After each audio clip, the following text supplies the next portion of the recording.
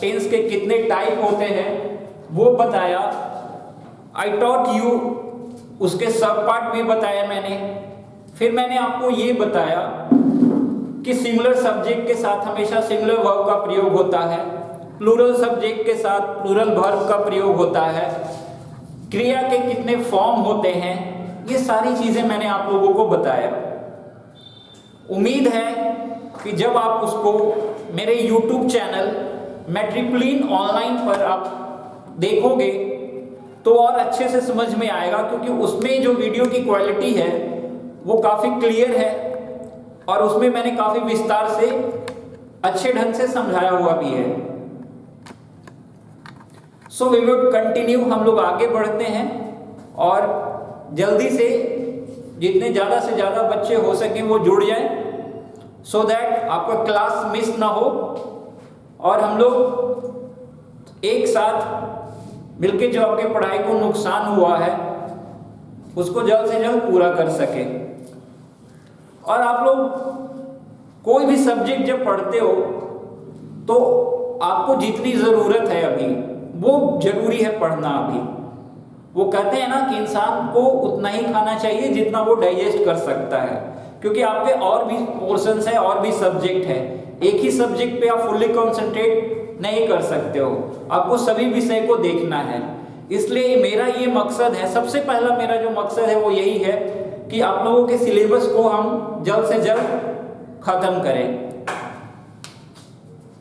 हम लोग टेंस सीख रहे थे। टेंस में जब हम बात करते हैं सिंपल प्रेजेंट टेंस, किसका? Simple present tense. जब भी आप लोग क्लास स्टार्ट करते हो तो प्लीज मेरा एक रिक्वेस्ट है दैट आप अपना नोटबुक एंड पेन आप अपने साथ रखो। हो सकता है जब लाइव क्लास चलती हो तो उस वक्त आप सारी चीजों को नोट नहीं कर पाओ, लेकिन जो मैं बोलता हूं उसमें जो पॉइंट्स आपको अच्छे लगते हो, जो पॉइंट्स आपको लगता है कि हम मुझे ये बहुत इंपॉर्टेंट है मेरे लिए, उसको आप नोटबुक में नोट कर लिया करो। एंड आफ्टरवर्ड यदि कुछ छूट जाता है तो आप उसी वीडियो को दोबारा आप YouTube पर भी देख सकते हो। So we were talking about simple present tense. सबसे पहले आप लोग मुझे ये बताओ, व्हाट इज सब्जेक्ट? सब्जेक्ट क्या होता है? सब्जेक्ट किसको कहते हैं? So comment me, what is subject?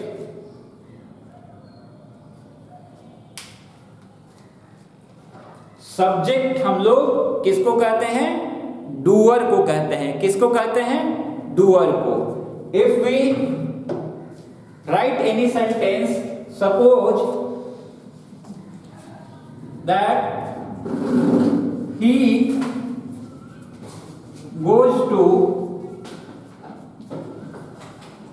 market, इसमें सब्जेक्ट कौन होगा?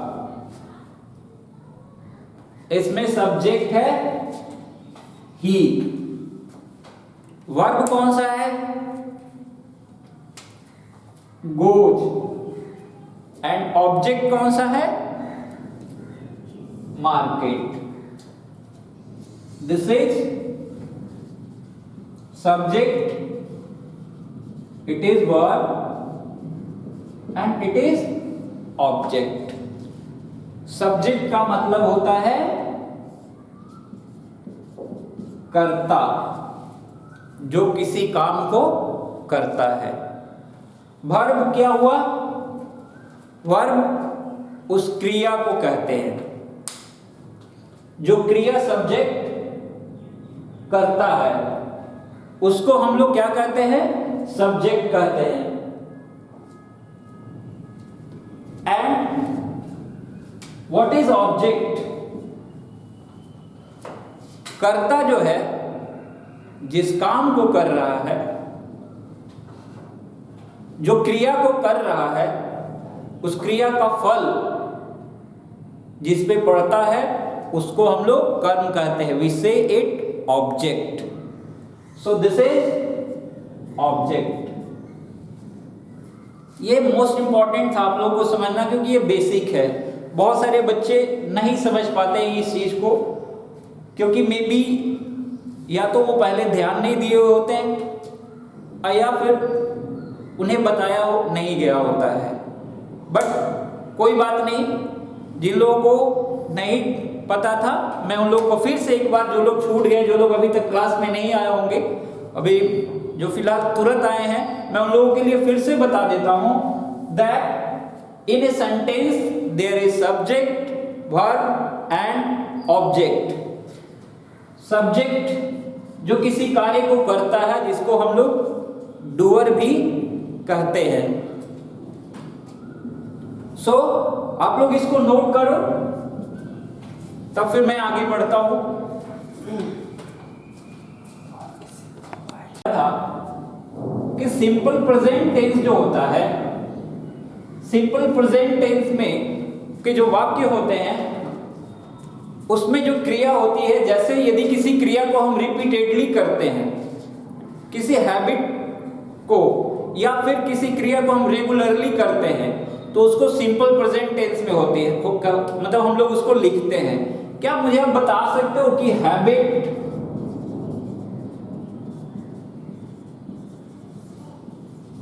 रेगुलर और रिपीटेड एक्शन को व्यक्त करने के लिए, ये 3 वर्ड है, लिख लीजिएगा आप लोग। हैबिट, रेगुलर और रिपीटेड एक्शन को व्यक्त करने के लिए हम लोग कौन से वर्ड्स का इस्तेमाल कर सकते हैं? हम लोग कौन से वर्ड्स का इस्तेमाल कर सकते हैं? कमेंट में मुझे जल्द से जल्द बताइए। I am giving you 1 minute, मैं 1 मिनट का टाइम देता हूं आप लोगों को।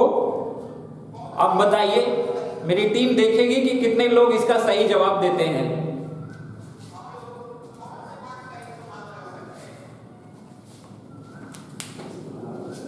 कमेंट्स इज कमिंग,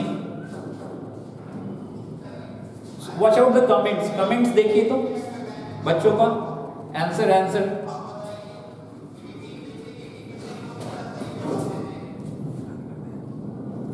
मुझे आप ये बताओ that which word shows the habit, regular action and the repeated action। मुझे जल्द से जल्द बताइए। Tell him that he will watch it।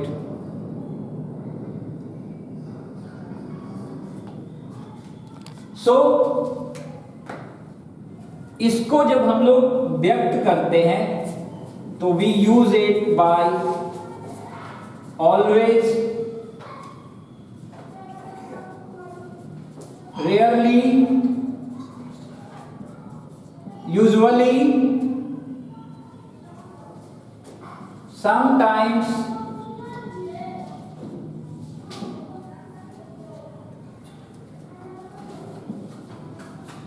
once a week,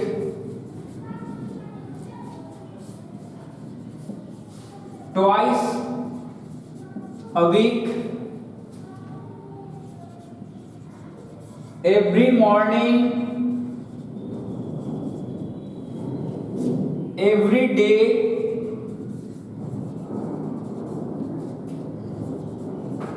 every night, etc। ये वो वर्ड्स हैं जिससे हम habit, regular action as well as repeated action को व्यक्त करते हैं। सो आपको ये ध्यान देना है दैट जब भी आप कोई सिंपल प्रेजेंट टेंस का वाक्य लिखते हो, बहुत इंपॉर्टेंट चीज है, ये बेसिक चीज भी है, और आपको जब आप किसी चीज को ट्रांसलेट करते हो, whenever you translate any sentence, then you have to be careful, you have to watch out that the sentence is in which form of tense. If that sentence expresses that it is expressing a habit, it is expressing a regular action, it is expressing a repeated action, जो मैंने आप लोगों को बताया था कल, जैसे कि मैं हर शनिवार को मंदिर जाता हूं, मैं हर महीने अपने गांव जाता हूं, ये क्या है? ये वो एक्शंस है जो हम लोग रेगुलरली कर रहे हैं या तो फिर रिपीट कर रहे हैं। मैं प्रतिदिन सुबह टहलने जाता हूं, आई गो फॉर वॉक डेली, तो ये क्या हुआ?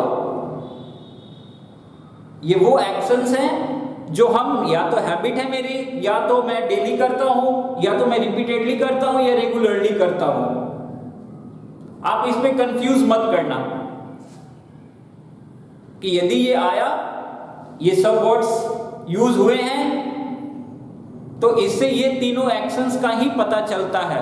Please note down this words, आप ये वर्ड्स को लिख लीजिए सो दैट ये आपको सिंपल प्रेजेंट टेंस के वाक्यों को समझने में बहुत आसान होगा। It was the first rule of simple present tense, ये सिंपल प्रेजेंट टेंस का पहला रूल था।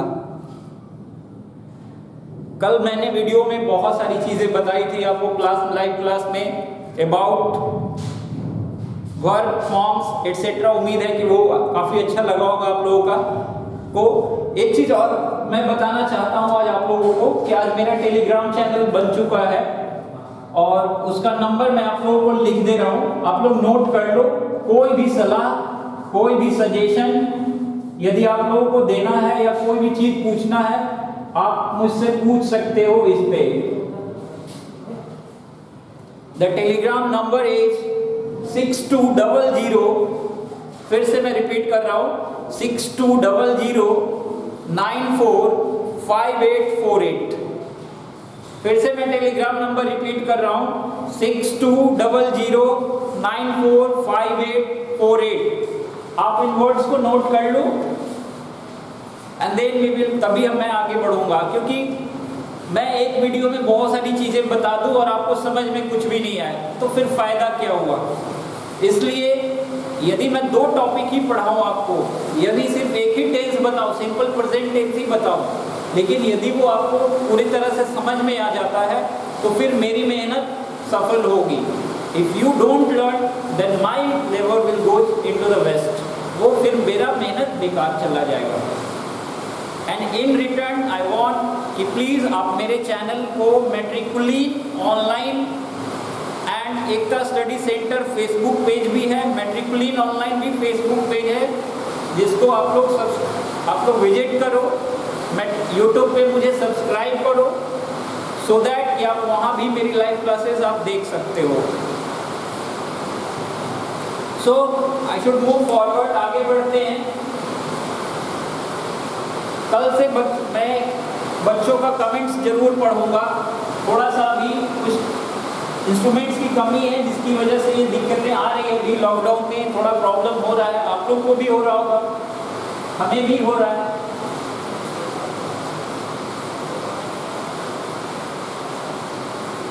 बट ये चंद दिनों का प्रॉब्लम है, बहुत जल्दी शॉर्ट आउट हो जाएगा। सो मूविंग फॉरवर्ड, अब दूसरे रूल पर जाते हैं, सिंपल प्रेजेंट टेंस का दूसरा रूल। अभी जो मैं आप लोगों को बता रहा हूं ये स्ट्रक्चरल फॉर्म नहीं बता रहा हूं। मैं क्या बता रहा हूं आप लोगों को?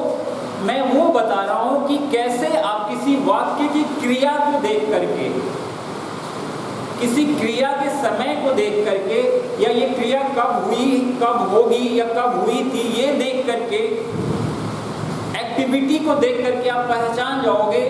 या जब आप बोलने की कोशिश करते हो तो उस वक्त आपको पता होना चाहिए कि हाँ, जो मैं बोल रहा हूँ ये कौन से टेंस का है, और तब आपको उस वक्त आसानी होती है। सिर्फ स्ट्रक्चरल फॉर्म जानने से यही होगा कि आप किसी भी वाक्य को ट्रांसलेट तो कर देंगे यदि वो स्ट्रक्चरल रूल पर है तो।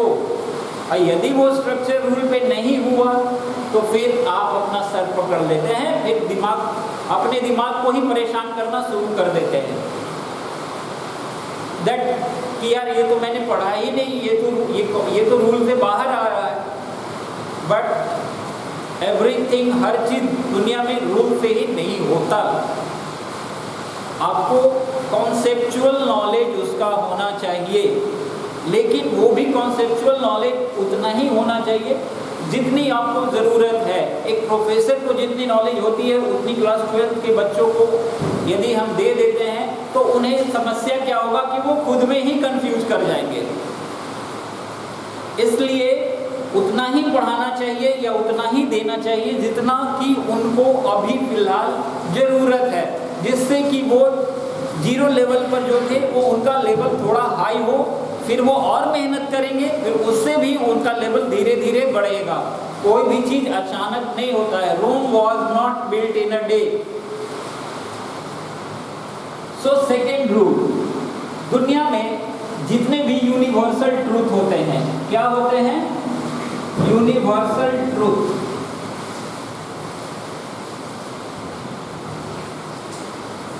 सेकेंड, दुनिया की जितने भी प्रिंसिपल है, दुनिया में जितने भी परमानेंट एक्टिविटीज है, क्या है? Permanent activities. अब मैं आपका इसका हिंदी भी बता देता हूं। यूनिवर्सल ट्रूथ का मतलब हुआ सांसारिक सत्य। प्रिंसिपल का मतलब हुआ सिद्धांत। एंड परमानेंट एक्टिविटीज का मतलब हुआ जो हमेशा होता है।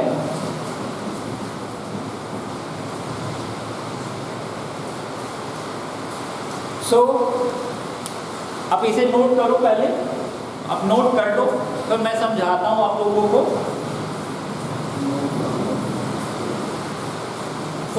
It's a very good weather. यहाँ तो काफ़ी बारिश हो रही है एंड बहुत गर्मी था, थोड़ा रिलीफ भी मिला है, आप लोगों को भी रिलीफ मिला होगा। और इस वक्त तो लगता है और भी बच्चे ज़्यादा ऑनलाइन होंगे।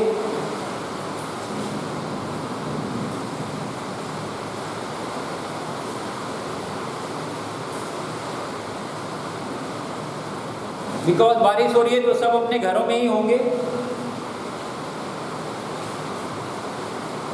So it is, first of all, it is universal truth, then it is principle, and then it is permanent activities. It means that दुनिया के जितने भी सांसारिक सत्य होते हैं, दुनिया में जितने भी सिद्धांत होते हैं, दुनिया में जितने भी परमानेंट एक्टिविटीज होती है, उसको हम लोग कौन से टेंस में व्यक्त करते हैं?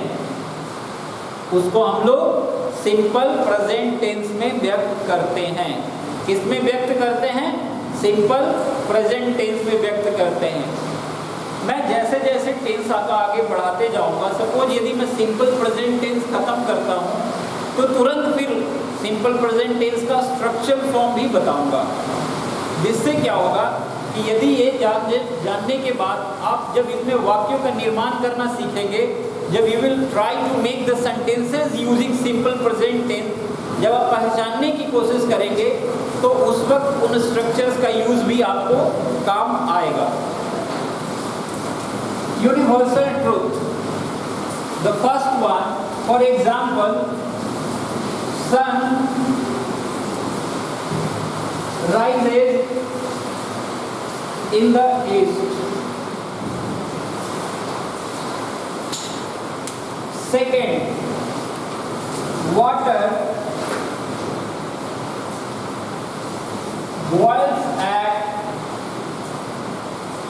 100 degrees Celsius. Third, wire floats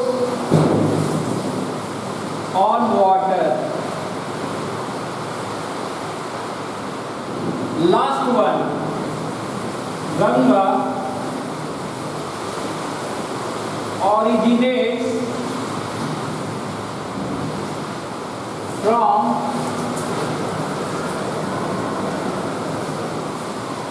Gangotri.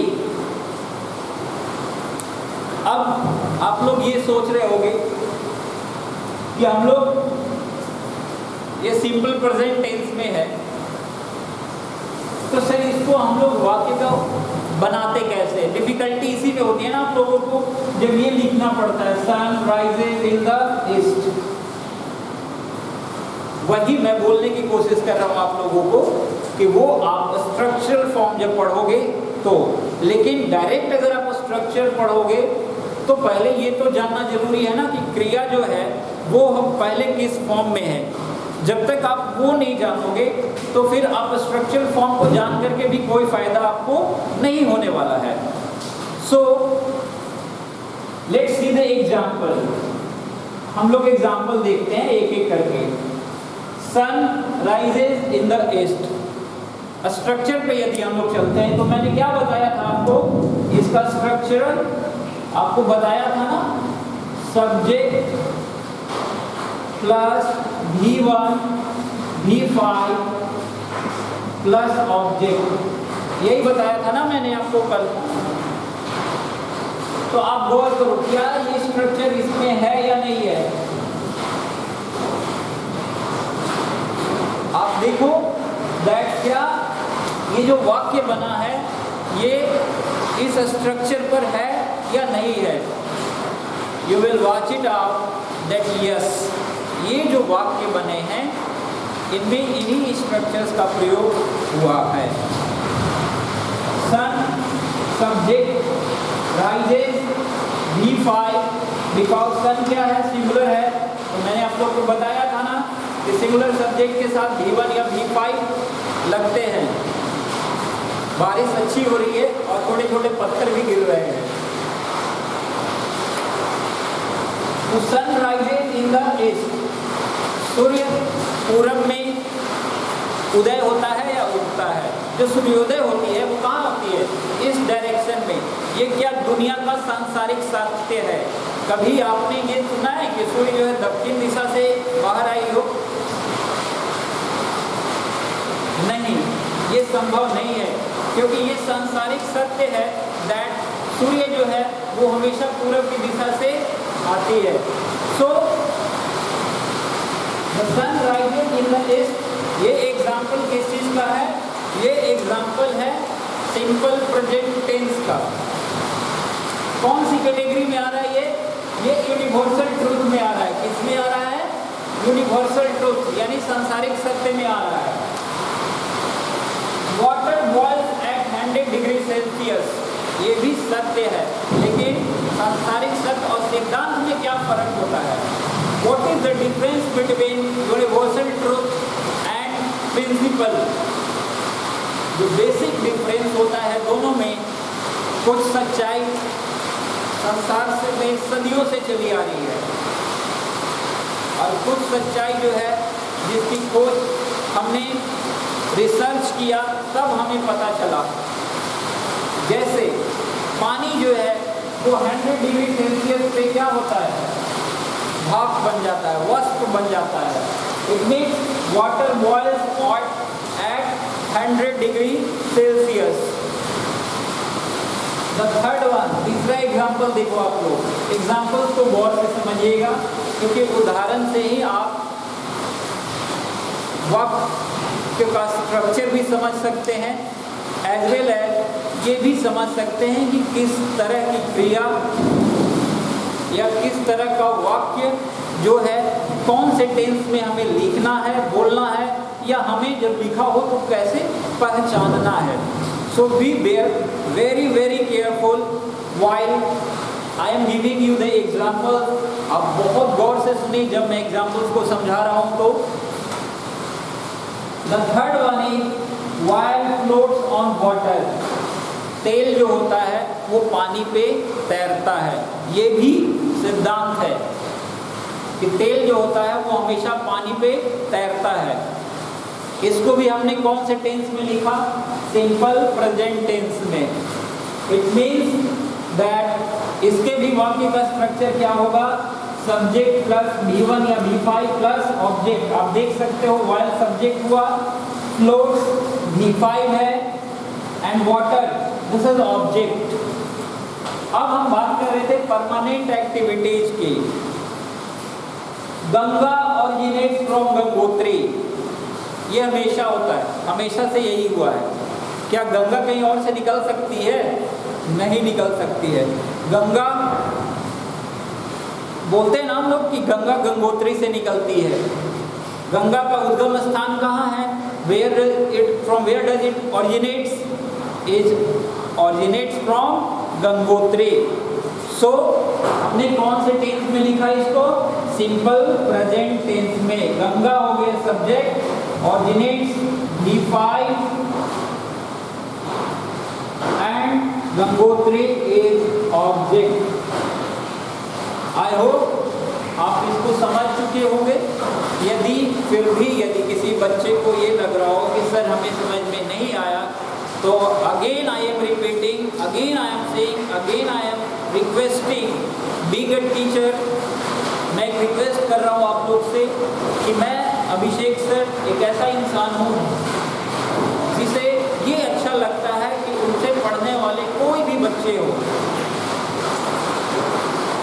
उससे ये ना लगे कि ये सर का पढ़ाई उसी के लिए है जो पहले से कुछ जानता हो। नहीं, मैं उन सब बच्चों के लिए हूँ जो जानते हैं, और वो बच्चे भी जो कुछ नहीं जानते।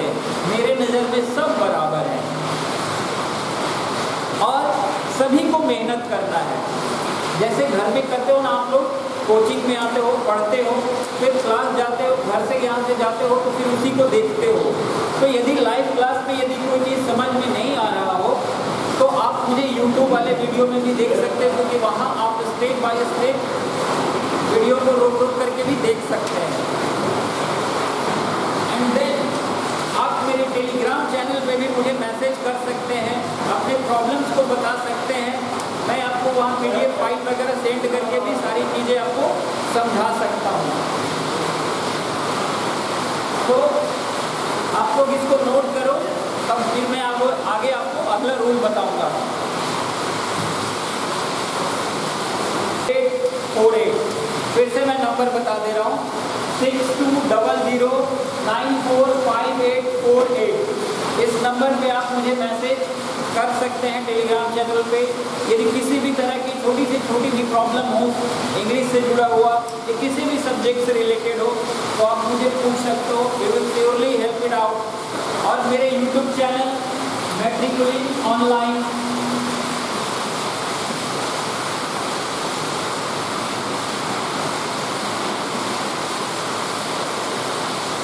मैट्रिकुलिन ऑनलाइन को जरूर सब्सक्राइब करें, सो दैट कि आप और भी वीडियोस को या मेरे पुराने वीडियोस जो मैंने डाल रखे हैं आप उसे देख सकते हो आसानी से।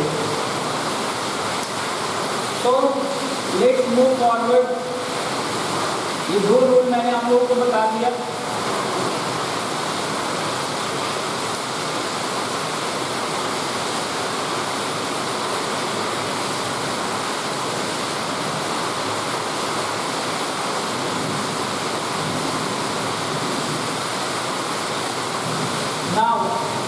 अब हम लोग चलते हैं तीसरे रूल पे।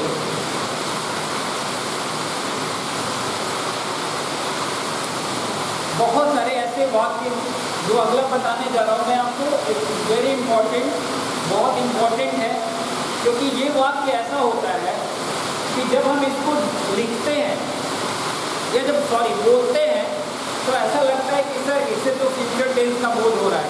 किसका बोध हो रहा है? फ्यूचर टेंस का बोध हो रहा है। लेकिन जब हम उसको लिखते हैं तो टेंस का पूरा रूप ही बदल जाता है। हम लोग कौन से टेंस में उसको लिखते हैं? हम लोग उसको लिखते हैं सिंपल प्रेजेंट टेंस में। उसमें दो चीज़ें आती हैं, एक फिक्स प्लान, एक फिक्स प्रोग्राम।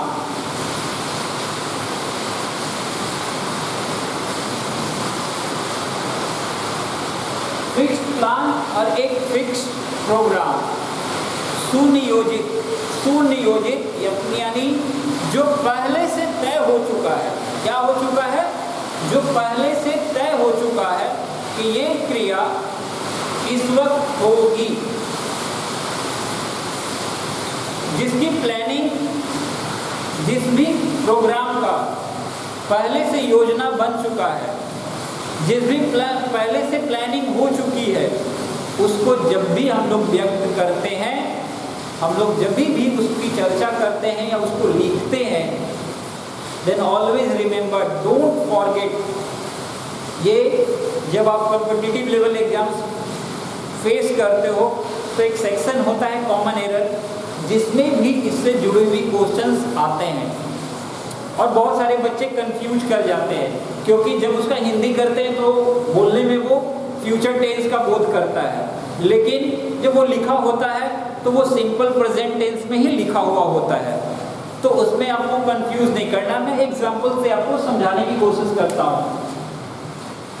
जैसे हम लोग बोलते हैं प्रधानमंत्री कल यहाँ आएंगे, तो हम लोग क्या वो लिखेंगे, ये नहीं लिखेंगे prime minister will come here tomorrow, वो गलत हो जाएगा। क्या लिखेंगे हम लोग, प्राइम मिनिस्टर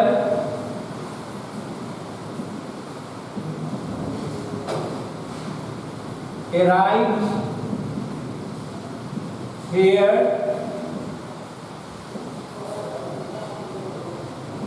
tomorrow। सपोज करिए कि आपका क्लासेस बंद हो रहे हो, छुट्टियां होने वाली है। यदि आज तारीख कितनी है, आज सपोज करिए दैट 23 है, तो यदि मैं ये बोलूं कि मेरी क्लासेस दोबारा पुनः 4 अप्रैल से शुरू होगी, तो क्या बोलेंगे हम ये बोलेंगे that my class will start from 4th of April? नहीं, क्या होगा, वो गलत होगा।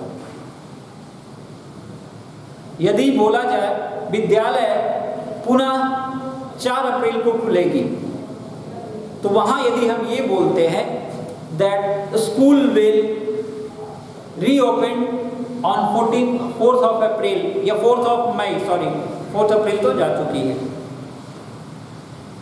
ऑन 4th of May, तो वो गलत होगा।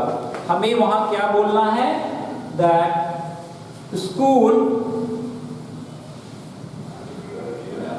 reopens on 4th of April। अब आप देखो, जब हमने इसको लिखा तो इसका स्ट्रक्चर क्या हो रहा है, subject plus V5 plus object.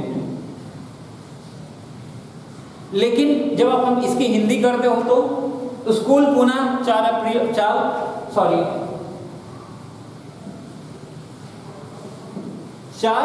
मई को खुलेगी। क्रिया कब हो रही है, अभी नहीं, कब होगी, फ्यूचर में होगी। लेकिन उसकी प्लानिंग कब हुई, उसकी प्लानिंग वर्तमान में ही हो गई। तो इससे क्या समझ में आया, दैट यदि किसी क्रिया की प्लानिंग वर्तमान में ही तय की गई हो, लेकिन उसको, उस एक्शन को इंप्लीमेंट कब किया जाएगा, क्रियान्वित कब किया जाएगा, भविष्य में किया जाएगा। और उस क्रियान्वित करने की तारीख को कब तय किया गया, यह समय को कब तय किया गया, वो तय वर्तमान में किया गया। And that is why it is written in simple present tense। इसीलिए इसको कौन से टेंस में लिखा जाता है, सिंपल प्रेजेंट टेंस में लिखा जाता है। सो प्लीज आप इसको भी नोट कर लीजिए, जल्द से जल्द इसको नोट कीजिए, फिर मैं आपको अगला रूल बताऊंगा।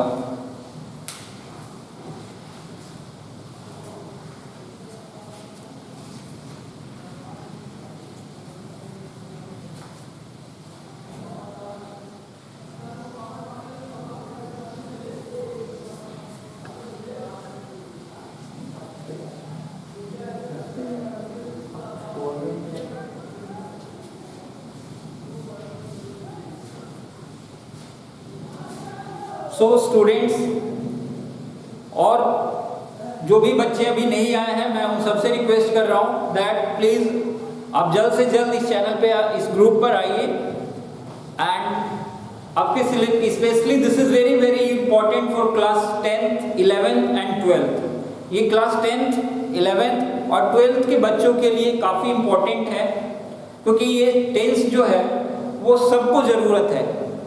और ना सिर्फ आपको, एक तो आप सीख रहे हो और साथ ही साथ ये आपके एग्जाम्स में भी इससे क्वेश्चंस आते हैं। जब आप बोर्ड एग्जाम देते हो 10th का या फिर 12th का बोर्ड एग्जाम दोगे तो आपको इससे क्वेश्चंस पूछे जाते हैं। और अंग्रेजी में आप सबको बहुत कठिनाइयाँ होती हैं, लेकिन मेरे प्यारे स्टूडेंट्स और बहुत सारे ऐसे बच्चे हैं जो कंपटीशन की तैयारी भी कर रहे हैं, वो भी 12th तक अच्छे से इंग्लिश नहीं पढ़ पाते। इसलिए क्या होता है कि जब कॉम्पिटिटिव लेवल एग्जाम्स फेस करते हैं तो उन्हें बड़ी समस्या होती है। They face a lot of difficulties, they qualify in each subject, हर विषय में वो क्वालिफाई कर जाते हैं, लेकिन इंग्लिश की वजह से बोलते हैं कि सर मेरा रिजल्ट ही नहीं आ रहा। तो उस वक्त फिर उन्हें फिर से बहुत अधिक मेहनत करनी पड़ती है, क्योंकि वो क्लास 10th 11th 12th में उनका बेस इंग्लिश का अच्छा नहीं हो पाता रहता है। इसीलिए यदि जो बच्चे कंपटीशन लेवल में भी हैं, यदि वो भी बेस लेवल से सीखते हैं तो फिर उनको भी काम आएगा। एंड अभी जो मैं 12th लेवल पे ही पढ़ा रहा हूँ, कंपटीटिव लेवल में थोड़ा सा लेवल को हाई करना पड़ता है, लेकिन यदि मैं उस लेवल को अभी हाई कर दूंगा तो फिर जो बच्चे 10th 11th 12th में हैं वो कंफ्यूज होने लगेंगे, बिकॉज जो इतनी उनकी नेसेसिटी है। सो आई जस्ट वांटेड दैट कि जो बच्चे 10th 11th 12th में हैं उन्हीं के लेवल का मैं रख सकूं। So hello Sachin, how are you? Feeling good? Thanks for coming and I hope आप जल्द से जल्द मेरे यूट्यूब चैनल मैट्रिकुलिन ऑनलाइन को सब्सक्राइब करें। मेरे टेलीग्राम चैनल पे भी आप आ सकते हैं, नंबर है 6200945848। सो लेट्स मूव फॉरवर्ड, चलते हैं हम लोग चौथे रूल की तरफ।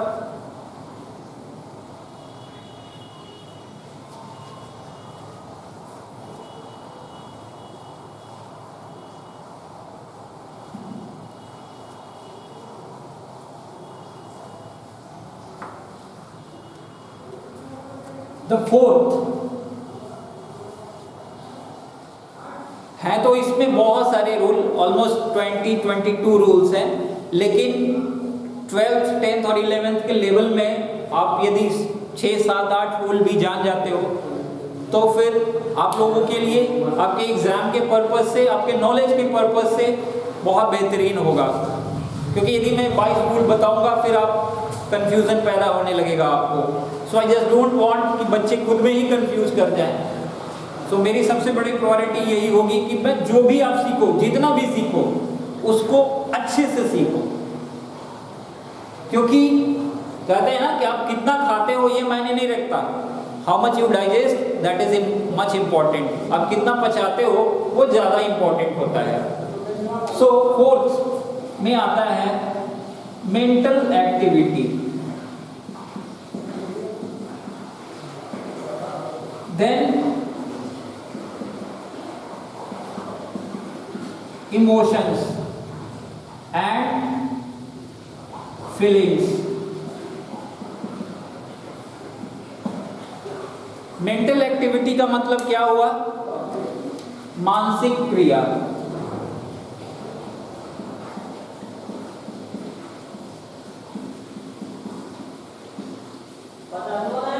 Emotions, feelings. फीलिंग्स का मतलब क्या हुआ? भावना। फीलिंग और इमोशंस ऑलमोस्ट एक ही चीज है। इन तीनों को भी जब हम व्यक्त करते हैं, कभी आपने इंग्लिश में सुना है we are believing in God, I am loving you, ये इस तरह का वाक्य सुना है आपने कभी? इंसान को भगवान ने कितने सेंस दिए? 5। बहुत बड़ी, बहुत ही इंपॉर्टेंट चीज बता रहा हूं आप लोगों को।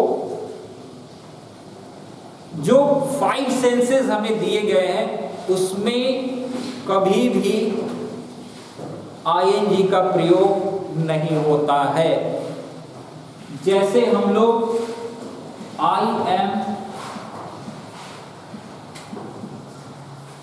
hearing you.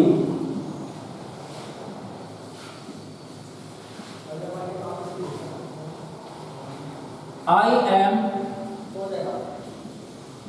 looking you.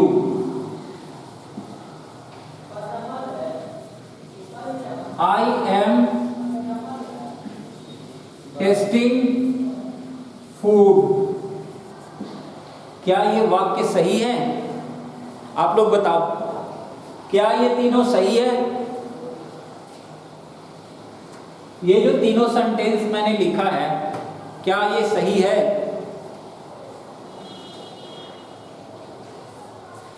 I just want, मैं आप लोगों से जानना चाहता हूं कि क्या जो ये सेंटेंसेस मैंने लिखे हैं ये सही है या नहीं है? यदि सही है तो भी बताइए, यदि गलत है तो भी बताइए। Is this sentence which I have written here is right or wrong? ये तीनों के तीनों सेंटेंस गलत हैं। हम लोग कभी भी ये नहीं बोलते that I am hearing you, I am touching you, I am looking you। जो हमें भगवान ने सेंसेस दिए हैं, सी, हियर, स्मेल, टेस्ट, ये सब में कभी भी आईएनजी का प्रयोग नहीं होता है। आप इसको नोटबुक में इंपॉर्टेंट पॉइंट समझ के लिख लीजिए। आप 5 सेंसेस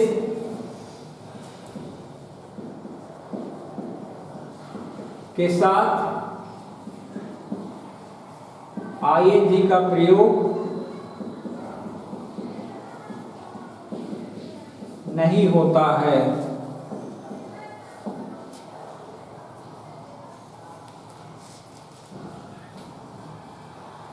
हेलो रामनाथ जी, कैसे हैं आप? Feeling good? Rupesh ji, Munna ji, Lovely Singh, so all of you are good? Hope you are enjoying the class. आप लोग जल्द से जल्द मेरे यूट्यूब चैनल मैट्रिकुलिन ऑनलाइन को सब्सक्राइब करें। And also I would love that you come to my channel, that Telegram channel, that is the number is 6200945848।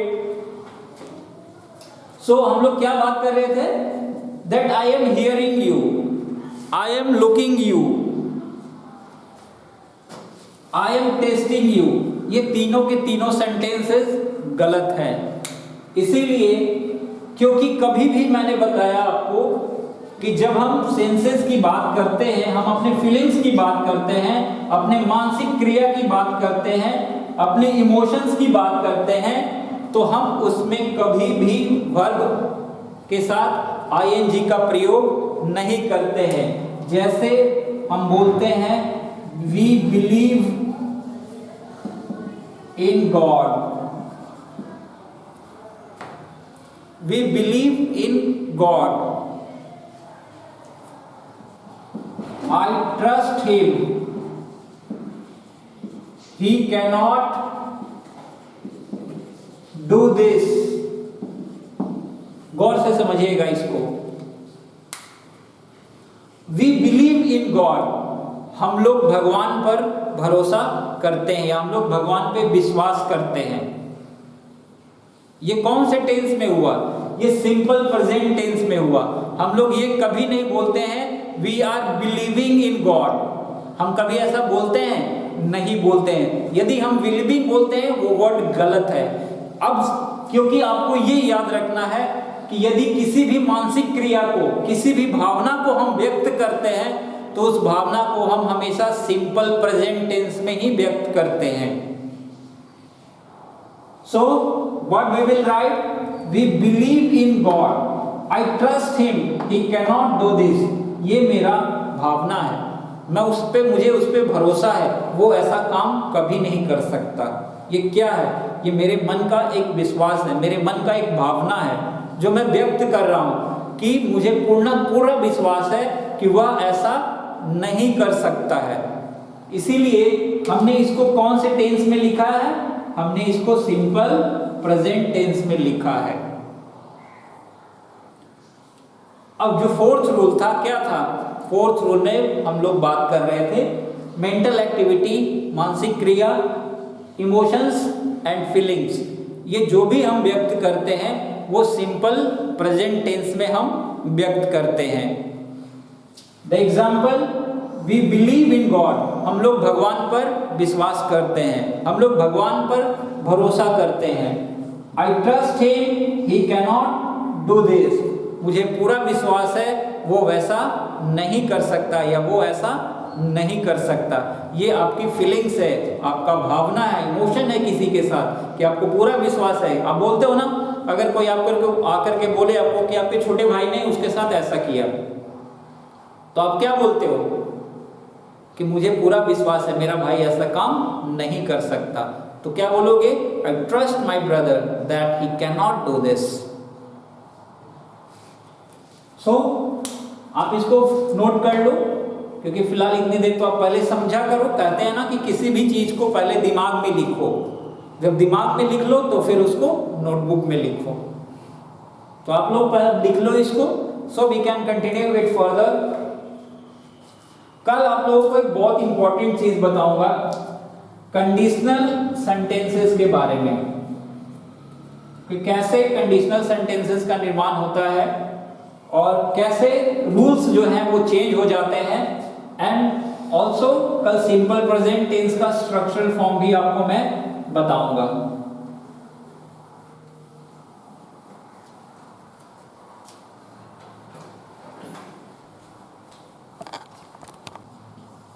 Rule, जो 5वां रूल है उसमें गौर करोगे आप, बहुत सारे वाक्य का शुरुआत जो होता है ना वो हेयर और देयर से होता है। गौर करना इस बात को आप लोग, that many sentences start from here and there, और उस सेंटेंस के आगे क्या लगा रहेगा पता है? Exclamation mark.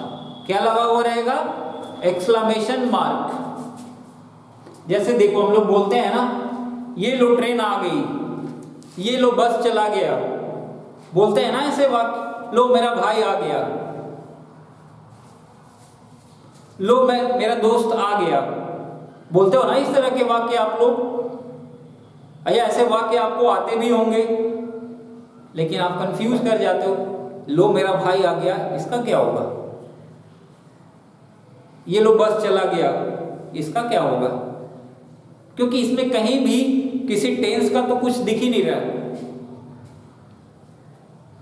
But don't get confuse, आप कंफ्यूज मत हो। आपको डायरेक्टली जैसे ही इस तरह का वाक्य हो आप समझ जाओ कि जब ये वाक्य होंगे तो ये किससे शुरू होंगे? हेयर और देयर से शुरू होंगे। और जब ये हेयर और देयर से शुरू होंगे तो इसका जो स्ट्रक्चर होगा या ये जो वाक्य होगा वो सिंपल प्रेजेंट टेंस में होगा। किस में होगा? सिंपल प्रेजेंट टेंस में होगा। For example, here comes my brother, there goes the train। क्या लिखा मैंने?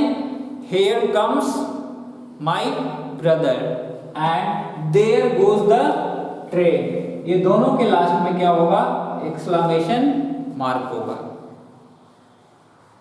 आपको ये गौर करना है that this type of sentences, जो हेयर, फिर से मैं बता रहा हूं आपको, गौर से सुन लो आप लोग। यदि किसी भी वाक्य की शुरुआत हेयर और देयर से हो रहा हो और वाक्य के अंत में एक क्या लगा हो? एक्सक्लेमेशन मार्क लगा हो। जैसे यदि वाक्य से आपको यदि हिंदी में ही वाक्य लिखा हो, लो सभी लोग आ गए, हेयर कम्स एवरीवन, लो सभी लोग चले गए, लो ट्रेन आ गई। आप ऐसा बोलते हो, ये छोटे छोटे लाइनें हैं, हम बोल देते हैं, लेकिन इंग्लिश में जब उसको बोलना होता है या फिर कभी हमें लिखना होता है, यदि आप किसी चीज के बारे में लिख रहे हो तो वहां पे आप कंफ्यूज कर जाते हो कि यार इसको कौन से टेंस में लिखेंगे, इसका स्ट्रक्चर क्या होगा। यदि एग्जाम में पूछ दिया जाता है इससे जुड़ा हुआ क्वेश्चन, ये कॉम्पिटिटिव लेवल में आ जाता है, कॉमन एरर आ गया फिर या फिर बहुत सारी चीज वाक्य में आ जाता है, तो फिर आप कंफ्यूज कर जाते हो कि what will happen, what is this, which kind of sentence is this, ये सेंटेंस कैसा है। So there you should not get confused, you should be very very careful and इसको आप दिमाग में बैठा लो दैट यदि if the meaning of the sentence is that कि ये लोग आ गया, ये लोग चला गया, इस तरह का यदि मीनिंग होता है और वाक्य का जो एंड होता है वो एक्सक्लेमेशन मार्क से हो रहा हो और शुरुआत किससे हो रही हो, हियर एंड देयर से, तो हम क्या करेंगे, उस वाक्य को कौन से टेंस में लिखेंगे, सिंपल प्रेजेंट टेंस में लिखेंगे। सो इसको नोट कर लीजिए आप लोग। आज क्लास को हम लोग यहीं तक रखते हैं एंड टुमारो मैं इसको थोड़ा और लंबा, कल काफ़ी देर तक, कल 1 या 1.5 घंटे का क्लास लूँगा क्योंकि कल मुझे बहुत सारी चीज़ें आपको बतानी है। अभी मैं इसलिए छोड़ रहा हूँ क्योंकि मौसम काफ़ी ख़राब है, आप लोग बहुत सारे बच्चे शायद मौसम ख़राब होने की वजह से जुड़ भी नहीं पा रहे हैं। So I hope that you will keep on giving love to me, आप अपना प्यार अभिषेक सर को देते रहेंगे। अगेन फिर से मैं बोल दे रहा हूँ कि यदि आप मेरे टेलीग्राम चैनल पे कुछ मुझे मैसेज करना चाहते हैं या कुछ पूछना चाहते हैं, किसी तरह का हेल्प लेना चाहते हैं, then you can contact me on 6200945848 and मेरे यूट्यूब चैनल मैट्रिकुलिन ऑनलाइन पर भी आप मुझे